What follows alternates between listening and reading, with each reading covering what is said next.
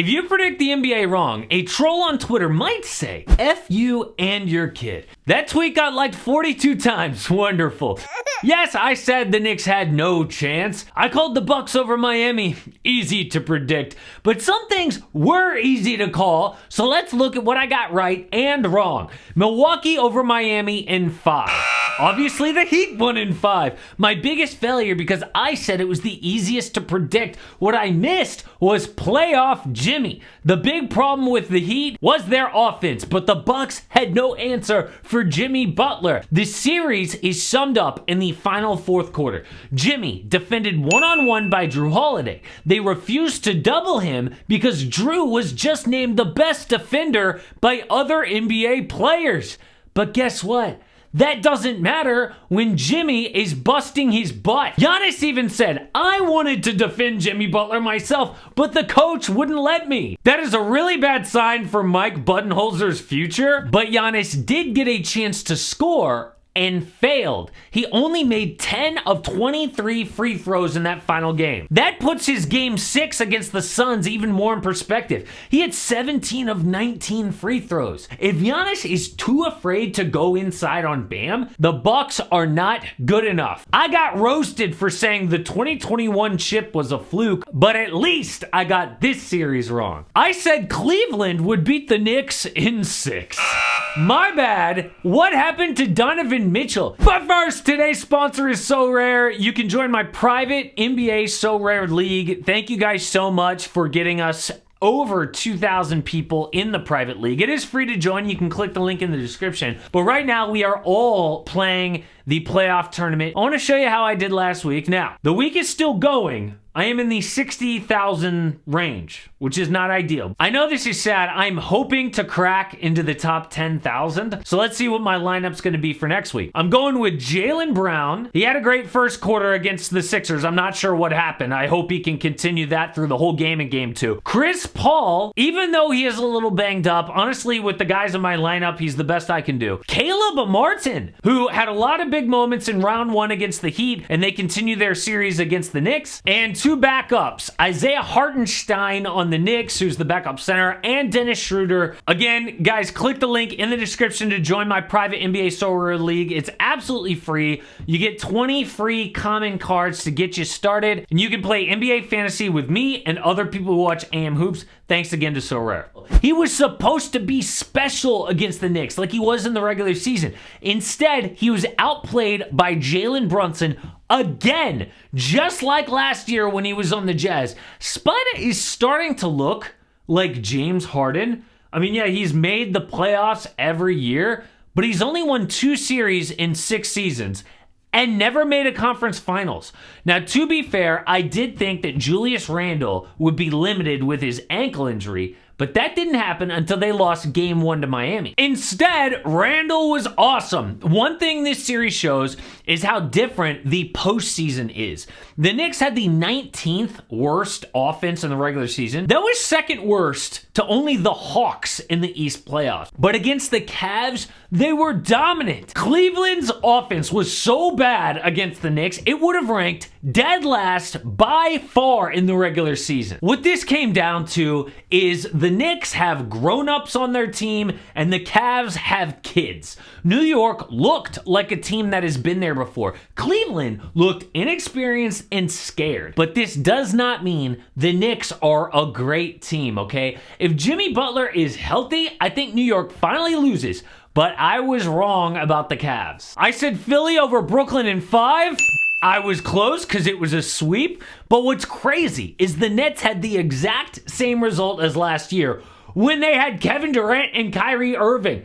2 sweeps in 2 years. But Mikal Bridges looked like a star after the trade from Phoenix. Cam Johnson averaged 21 points the first 3 games. Nick Claxton competitive against Joel Embiid. They don't have a superstar, but the solution to that is either to trade for one this offseason like a Damian Lillard or continue to build with a competitive team. Philly could either be taken down by bad James Harden or bad health. So Embiid sprains his knee in game 3. Every year with this guy, it's another injury. I said Boston over the Hawks in 5, but the Hawks pushed it to 6. and I was wrong about who would look bad. I said Trae Young would get pushed around, Boston would dominate. That only happened in game 1. Atlanta showed a ton of fight. In game 5, without DeJounte Murray, Boston was up double digits with less than 5 minutes to go. The Hawks double-teamed Jason Tatum, who made dumb decisions, just like he did in the finals last year. The Celtics collapsed, as they did at times in the regular season. Atlanta's new coach, Quinn Snyder, is legit, and Trae Young was impressive. But there are real questions if Boston can win the East this year, let alone a chip.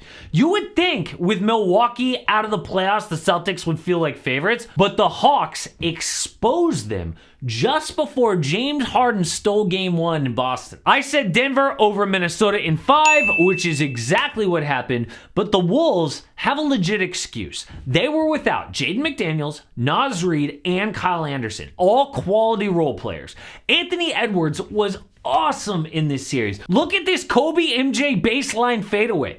But the big problem is Karl Anthony Towns and Rudy Gobert together. How do you get beat in the final game 16-8 on the offensive glass with a too big lineup? Minnesota is stuck with this team unless they trade Cat, which I don't think will happen because there were enough signs that it can work to run it back next year. But does anyone actually think they'll be a legit contender in the West? No, but Denver looked deep, and my prediction about them losing to the Suns looks dumb. I said Phoenix over the Clippers in 5, which was correct.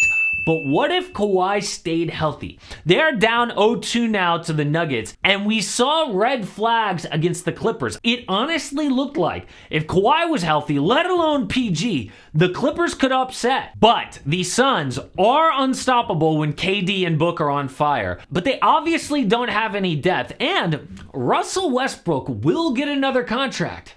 And not with the Shanghai Sharks. I said the Warriors would beat the Kings in 7. We all know that was right, but my reasoning was correct as well. I said Steph would have to be amazing, 50 points in game 7.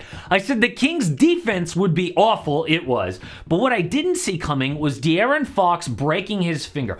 Maybe this is different if he's healthy. But shouts to Kevon Looney, who is a beast, especially on the glass. I don't think they win round 2 against LA, who I predicted would lose in 7 to the Grizzlies.